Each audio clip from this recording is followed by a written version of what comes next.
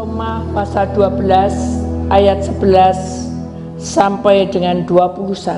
Begini bunyi firman Tuhan. Janganlah hendaknya kerajinanmu kendor, biarlah rohmu menyala-nyala dan layanilah aku, layanilah Tuhan. Bersukacitalah dalam pengharapan, sabarlah dalam kesesaan, dan bertekunlah dalam doa. Bantulah dalam kekurangan orang-orang kudus, dan usahakanlah dirimu untuk selalu memberikan tumpangan. Berkatilah siapa yang menganiaya kamu, berkatilah dan jangan mengutuk. Bersukacitalah dengan orang yang bersukacita, dan menangislah dengan orang yang menangis. Hendaklah kamu sehati, sepikir dalam hidupmu bersama. Janganlah kamu memikirkan perkara-perkara yang tinggi, tetapi arahkanlah dirimu kepada perkara-perkara yang sederhana. Janganlah menganggap dirimu pandai. Janganlah membalas kejahatan dengan kejahatan. Lakukanlah apa yang baik bagi semua orang. Sedapat-dapatnya, kalau hal itu bergantung padamu, hiduplah dalam perdamaian dengan semua orang. Saudara-saudaraku yang kekasih, janganlah kamu sendiri menuntut pembalasan, tetapi berilah tempat kepada murka Allah, sebab ada tertulis, pembalasan itu adalah hakku. Akulah yang akan menuntut pembalasan, firman Tuhan. Tetapi jika seterumu lapar, berilah dia makan. Jika ia haus, berilah dia minum. Dengan berbuat demikian, kamu memupukkan bara api di atas kepalanya. Janganlah kamu kalah terhadap kejahatan, tetapi kalahkanlah kejahatan dengan kebaikan. Bapa, kami sangat berterima kasih karena Engkau sangat dahsyat. Tema hari ini adalah krisis bukan akhir, tetapi panggilan untuk bertobat. Judul roh yang menyala-nyala di dalam Dia. Kami percaya bahwa kami sebentar lagi mendengar sabda firman-Mu. Bersabdalah di tengah-tengah umat-Mu, bicaralah Engkau dan jangan gelisah. Jadikan kami milik-Mu dan jangan kami lupa bahwa dalam segala perkara Tuhanlah yang berkenan. Di dalam nama Tuhan Yesus, Putra Allah yang tunggal, yang percaya kita sama-sama berkata amin. Beri kemuliaan Tuhan. Silakan duduk kembali. Shalom. Puji nama Tuhan. Saudara, ada sukacita? Ya, harus sukacita saudara. Sekalipun banyak hal yang terjadi di muka bumi ini, tapi kita sadar bahwa hidup kita yang sementara ini gunakan dengan baik-baik untuk kemuliaan nama Tuhan. Ya. Di dalam Roma 12 ayat 11 itu ayat emasnya hari ini. Janganlah hendaknya kerajinanmu kendor, biarlah rohmu menyala-nyala dan layanilah Tuhan. Saudara, ayat ini apakah untuk hamba Tuhan aja? Tidak. Tapi ayat ini adalah untuk semua orang-orang pilihan Allah. Jadi mari kita akan mempelajari kenapa Tuhan katakan janganlah hendaknya kerajinanmu kendor. Kenapa?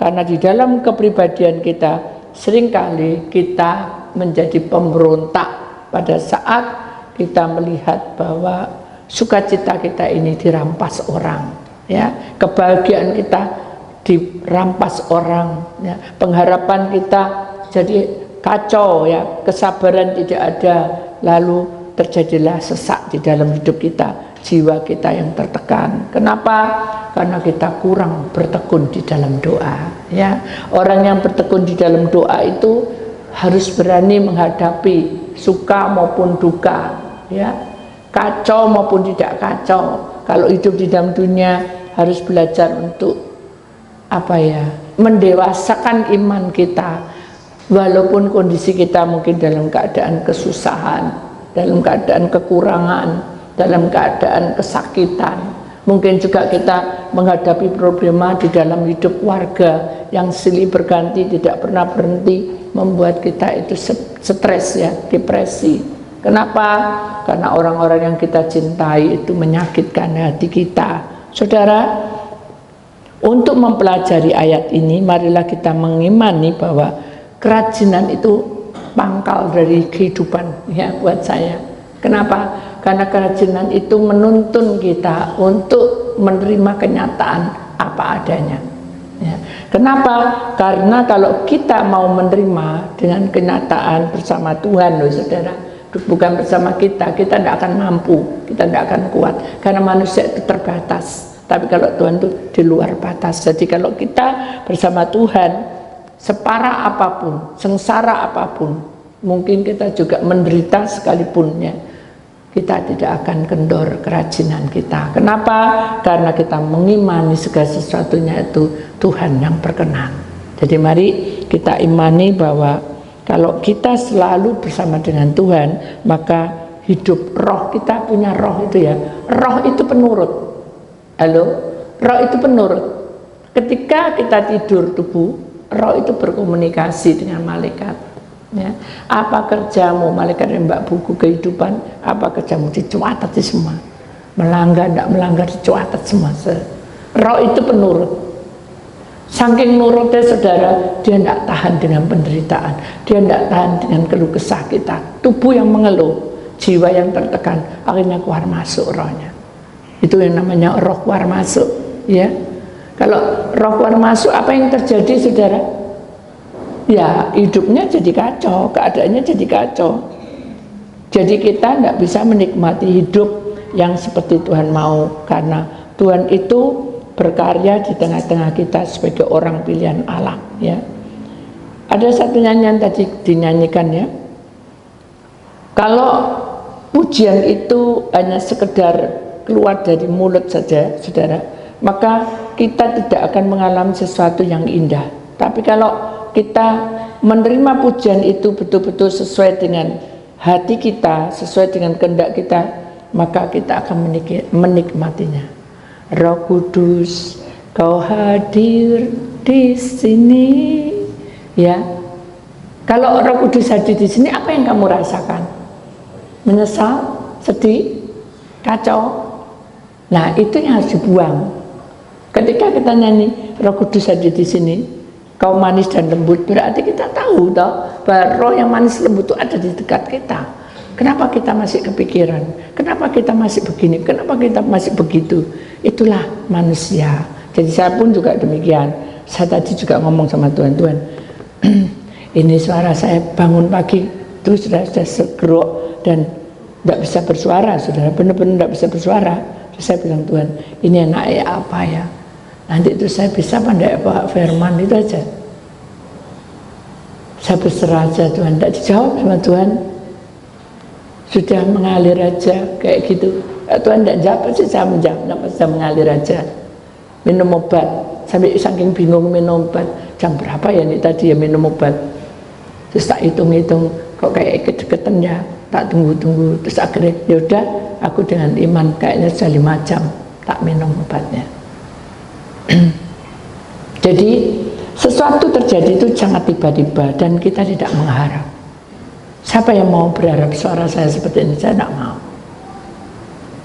Jadi kemarin itu saya pelayanan, suara saya sudah tidak bisa nyanyi dan saya berharap agar apapun yang terjadi jangan sampai kecewa orang yang ngundang saya itu intinya.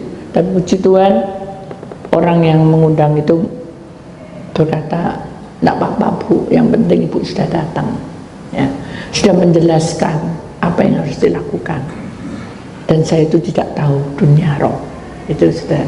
Jadi marilah kerajinan kita yang kita miliki itu jangan terbawa arus keadaan yang kamu alami, bukan arus dunia. Kalau arus dunia saudara, mungkin saudara akan tenggelam. Tapi kalau arus keadaan yang kita punya, setiap pribadi itu punya masalah masing-masing, benar nggak? Semua orang itu punya masalah masing-masing, tapi kita harus tahu bahwa hanya kehendaknya saja yang jadi dalam kehidupan kita, supaya kita tidak kendor keimanan kita, supaya kita tidak kendor hidup kita, supaya kita juga bisa bertahan menghadapi semuanya. Nangkis, saudara. Iblis lagi melempar penyakit, ditangkis dengan iman. Itu intinya kayak gitu ya. Musuh kita itu bukan manusia tapi iblis ya. Iblis itu bisa menyerupai siapapun dan dia bisa mengerjai pikiran kita. Makanya kita harus tahu bahwa kalau kita tetap rajin, maka roh kita ini akan menyala-nyala. Tapi kalau kita lagi ngedrop, lama-lama roh itu bisa keluar masuk, bukan mati. Kalau mati itu jiwa, nyawa. Sudah paham ya? Tubuh, roh, jiwa. Kalau tubuh itu yang dijepit sakit, diganggu dengan banyak penyakit, dengan banyak masalah, membuat kita depresi, lalu kena jiwanya. Jiwanya itu sakit-sakit, akhirnya kemana?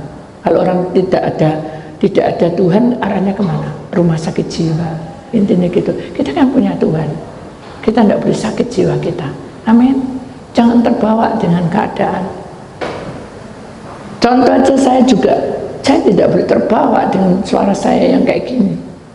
Saya tahu bahwa Tuhan punya rencana, tapi saya lah yang salah. Kenapa? Karena dia sudah capek, sudah begini, tidak minum vitamin, itu begini, tidak minum ini, gini. Jadi kayak ada satu pertentangan dalam kehidupan saya. Kenapa aku sakit itu? Posisi seperti ini. Nah, Tuhan tinggalnya ngaji kronologinya. Ya memang aku melanggar. Baru poso es. Tapi kan aku tidak manis. Nah itu kalau kita mengelak, aku tidak minum teh manis, teh tawar, tapi kan es. Intinya kan gitu. Jadi manusia itu kadang mengelak, ya. Mengelak itu bukan membantah, membenarkan dirinya sendiri bahwa aku benar. Ketika kita menerima hal-hal yang tidak baik, aku supaya apa? Kita tidak bisa membenarkan diri sendiri, tapi kita belajar tak pahami masalah ini. Supaya apa? Supaya kita belajar dengan yang tidak baik ini, kita belajar dan kita buktikan bahwa aku itu tidak seperti itu. Intinya seperti itu. Jadi dari perkara ini, saudara, jangan kamu kendor kerajinan. Perkataanmu harus membawa berkat terus. Sekalipun mungkin kamu tidak diajeni, atau tidak diajeni, tidak dihargai, perkataanmu terus membawa berkat. Apakah setiap orang yang mengundang itu bisa percaya? Enggak. Ada yang datang dari atas, dari bawah, saya lihat, oh masih muda, sudah matiku, iki kepala 6 rek. Oh, tapi dipikir-pikir lagi udah kepala 9, tapi si gagah. Terus kita mau apa? Loh, aku kok, dia kok enggak sakit-sakit, saya kok enggak bisa seperti itu, saudara. Ya udah, kita terima dan kita buktikan, bukan ini loh aku, enggak. Buktikan bahwa bukti kuasa Tuhan itu besar dalam hidup kita, gitu, bukan pamer. Saya. Ketika dia nggak percaya, dia cuma berdoa loh. Mari kita berdoa. Hah? Apa? Berdoa. Apa? Loh, doa itu beda, saudara. Masa saya lipat tangan, tutup mata anak-anak sekolah minggu tuh? Saya cuma berdoa, memejamkan mata. Tak gitu loh. Oh iya, menak duduk itu enak 5 menit. Jadi saya tidak sekusuk dan masih dia merem, buka lagi belum siap, merem lagi, buka lagi belum siap. Terus akhirnya mau piye gitu loh, mau gimana orang ini? Doa aja sudah kayak menamai diri kita sendiri. Doa itu jangan bertele-tele, mungkin juga seperti itu ya, terlalu ribut pembenahan diri. Begitu sudah kita masuk, saya akhirnya buka mata dan saya tidak mau buka tutup, hanya jadi kayak jendela dibuka tutup gitu. Saya bilang sudah siap. Kok tawai belum siap, dalam hati saya, lu aku buka mata kok, benar tuh. Saya merem aja siap. Udah, stop ya, gitu. Stop ya. Jadi jauh-jauh saja. Jadi udah siap tapi notoi. Itu gak siap. Namanya orang menghadap Tuhan. sama dengan menghadap kekasih. Saudara, kalau maaf ya saudara, yang merasa pacaran, kalau mau datang tuh khusus untuk pacarnya apa? Mekar PDW. Apa bingung karena PDW? Halo? Pasti fokus ke pacar tuh. Dia tak beliin apa ya? Kayak gitu ya? Oh, dia tak gini no. Dia aku bahkan sampai latihan di kaca. Betul nggak? Aku begini loh. Kan itu. Persiapan ada. Tapi ini enggak. Heboh karena PDW. Akhirnya saya gini. Sudah kan? Ya, sudah. Maaf ya, sampai saya gitu. Bisa tenang. Sudah, saya tenang. Jadi cekelak dewek aja, dibalas dewek. Jadi saya ngomong apa, dia ngelak. Benar saya mau dia diem. Tapi begitu saya mau mulai Tuhan gitu, dia aja gini, sing gini. Jadi saya kayak gerisin gitu. Hanya saya gini, Tuhan, wes karep-karepmu tuh. Saya nggak bisa ngatur. Tuhan diem. Enggak. Akhirnya istrinya yang mendelik. Langsung. Baru saya mikir, ternyata takut sama istri ini. Tuhan tegur, kamu menghakimi. Enggak sih Tuhan. Udah doa aja. Iya. Doa saya. Doa, buka semua kronologinya. Begitu amin itu dia bengong. Halo? Boleh saya tanya? Diam. Halo? Diam. Halo? Diam mas. Terus Pak, istrinya langsung nyenggol. Dipencet omong dulu. Berandap. Terus rambutnya diginikan. Ya. Maaf ya, saya maaf gitu. Baru menghormati. Kenapa? Saya bilang gitu. Tidak ada rasa salah tuh, kenapa mesti harus minta maaf? Saya merasa situ tidak salah. Saya jujur, saya tidak percaya sama Anda. Tapi begitu dibuka semuanya, saya baru percaya. Kasep, saya bilang itu. Apa kata Kasep tuh? Terlambat. Loh kok bisa? Kan sekarang ini saya percaya. Orang yang mencintai Tuhan tidak bisa minta bukti dulu. Paham saudara? Oh tidak, aku sudah sembuh nih, aku tak baru setia. Tidak boleh. Oh, aku mau setia karena aku begini. Tidak bisa.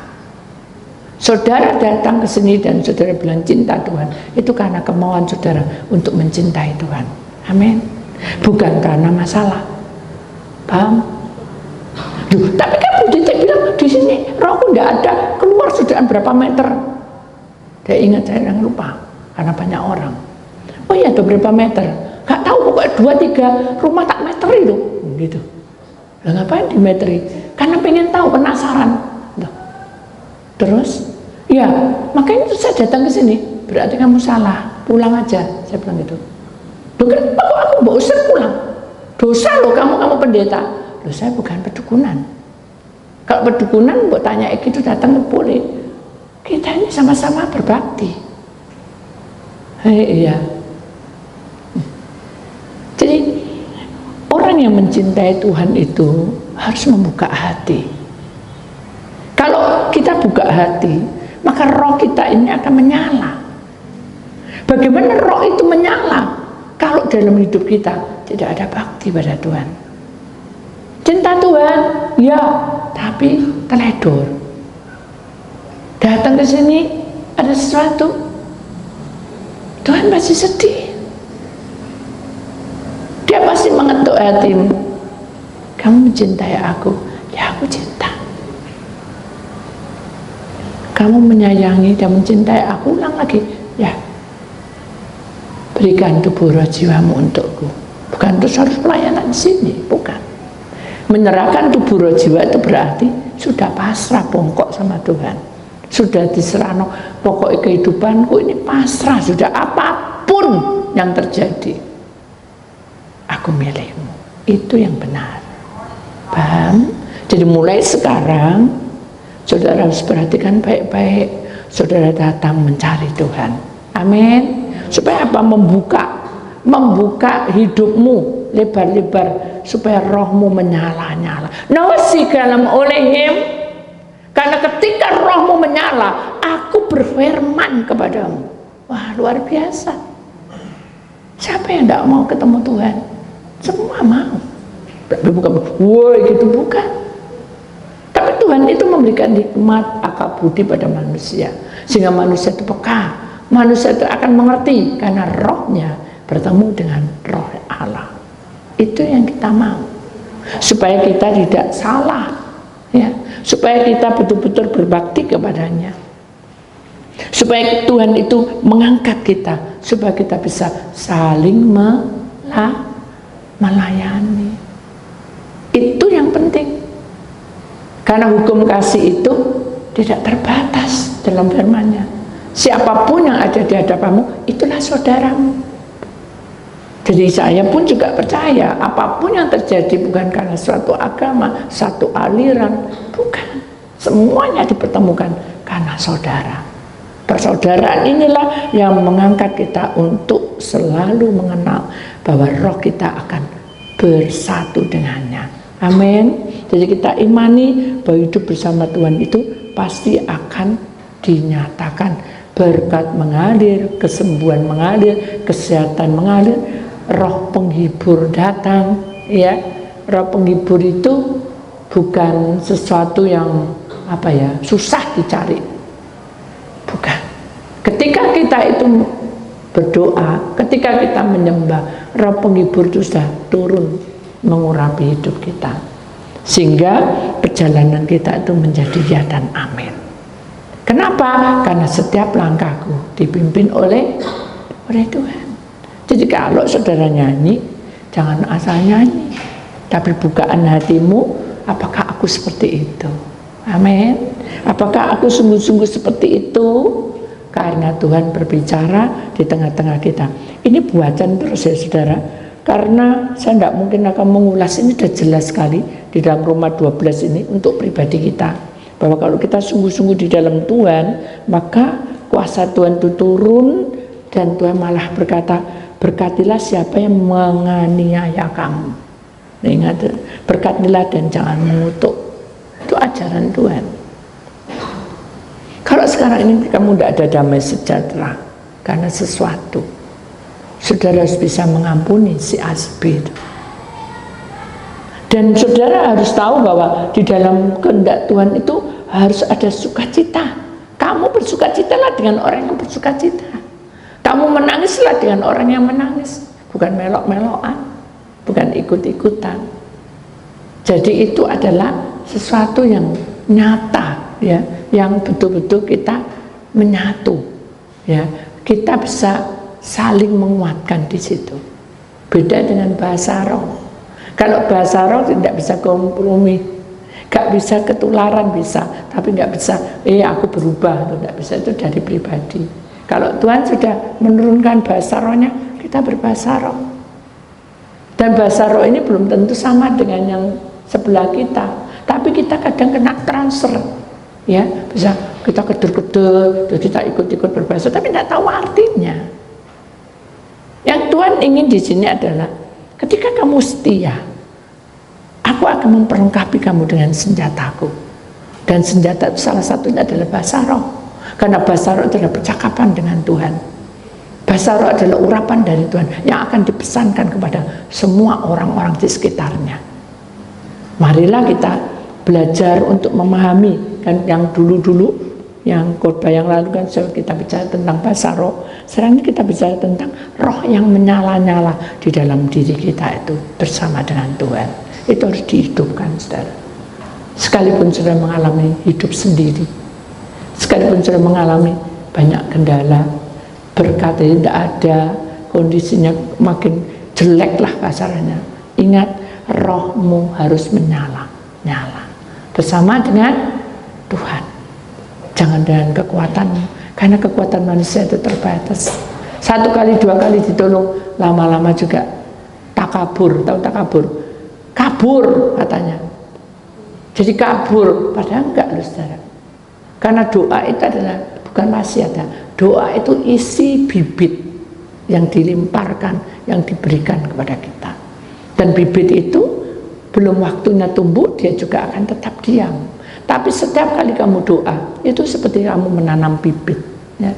Begitu waktunya tiba, bibit itu akan bertunas. Dan itu bukan hak kita untuk menunggu, iya, tapi kalau untuk menuntut tidak bisa.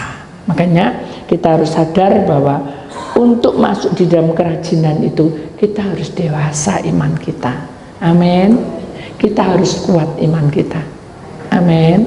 Saya tidak akan panjang lebar karena saya tahu bahwa kita akan mau masuk pelepasan, ya.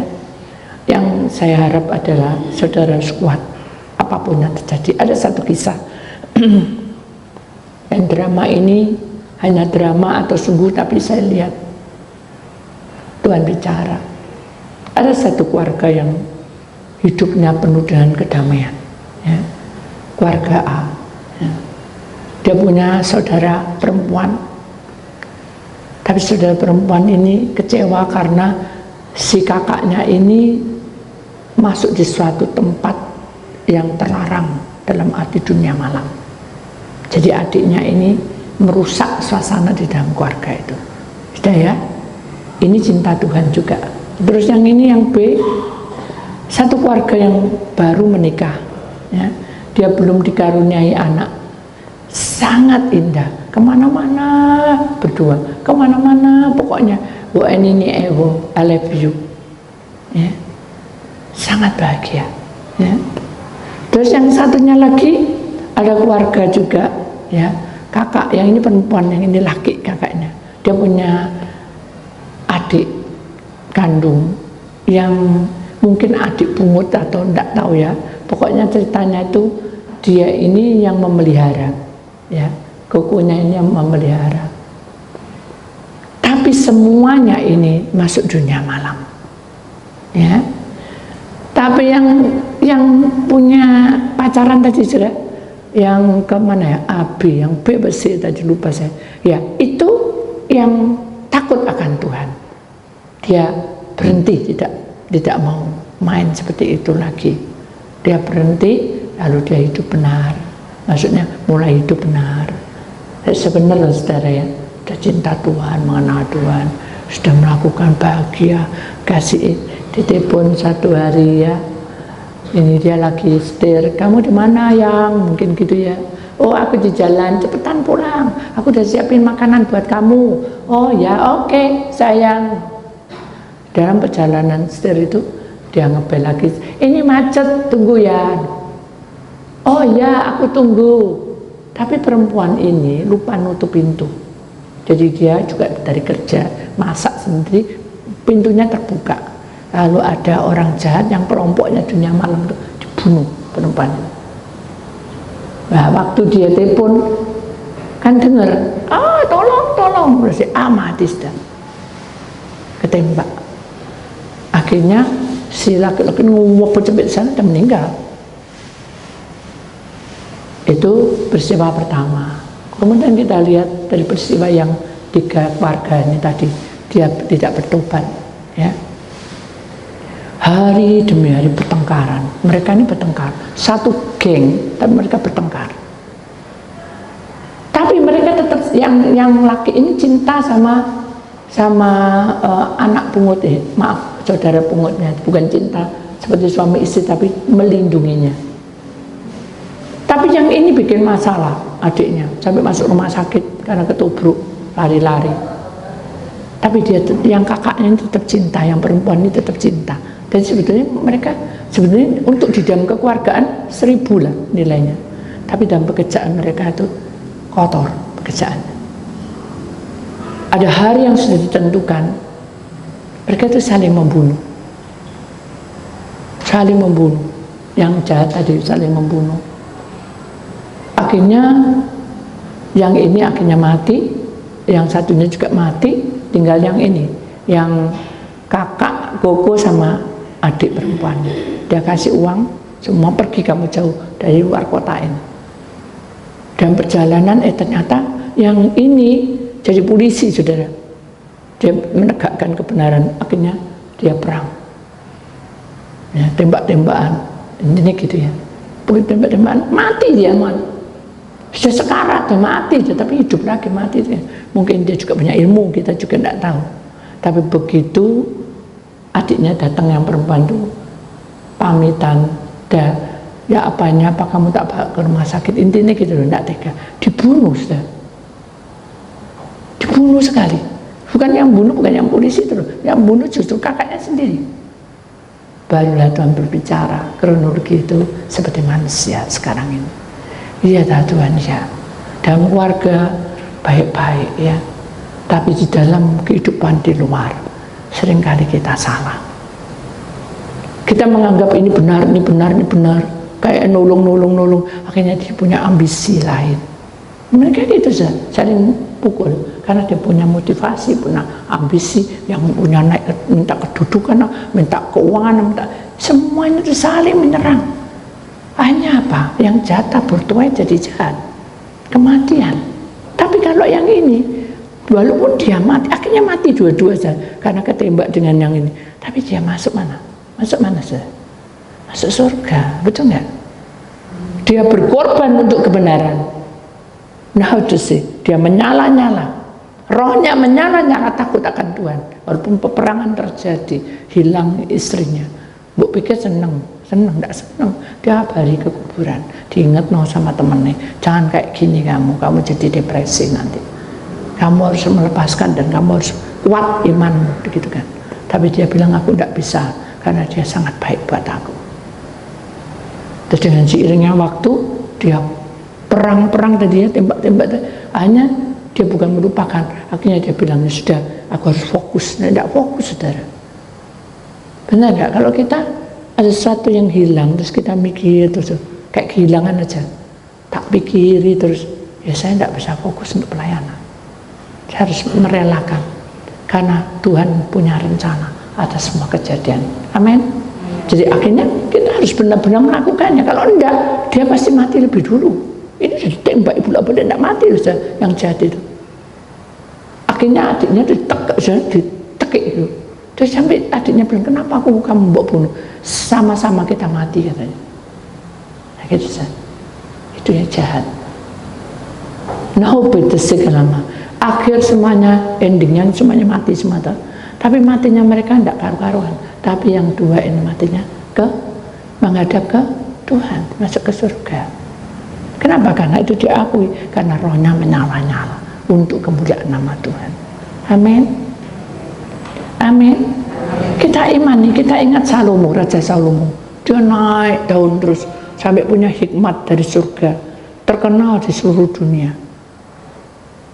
Nah, benar sih, tapi dia ada pelanggaran. Kalau dia tidak bertobat, akhirnya jadi kacau lagi. Itu manusia. Jadi seluruh hidup kita ini harus belajar untuk benar di hadapan Allah, belajar untuk memahami kehendak Allah. Amin. Supaya kita menyadari bahwa Tuhan itu lebih berkuasa atas penyakit saya. Saya imani gitu. Tuhan itu lebih berkuasa atas apa yang saya keluarkan. Dalam bulan-bulan ini saudara, saya sedih. Tapi Tuhan bilang, numisik, jalan terus. Dengan kondisi capek atau tidak capek, pokoknya layani aku. Bukan karena opah. Karena dengan pelayanan itu kamu bisa terbuka bahwa hidupmu itu seperti ini. Dan saya bersyukur Tuhan baik. Amin. Dan marilah kita imani bahwa krisis bukan akhir. Jadi keuanganmu krisis bukan akhir. Kamu kehilangan sesuatu bukan akhir. Ingat, tetapi panggilan untuk bertobat. Kenapa? Ya karena kita yang maju tuh saudara. Kok bisa gini, kok segitu kan gitu. Itu saya. Tapi pasti kita akan alami. Siapa yang mau tidak bahagia? Semua mau bahagia. Tidak bahagia ya apa? Ya pasti, ya apa kok bisa kayak gini kan gitu. Benar enggak? Apa mungkin aku salah? Cuma itu jalannya. Tuhan berkata, ketika kamu bersatu dengan aku, rohmu akan menyala-nyala. Amin. Imani dan jangan kamu tinggalkan panggilan Tuhan. Amin.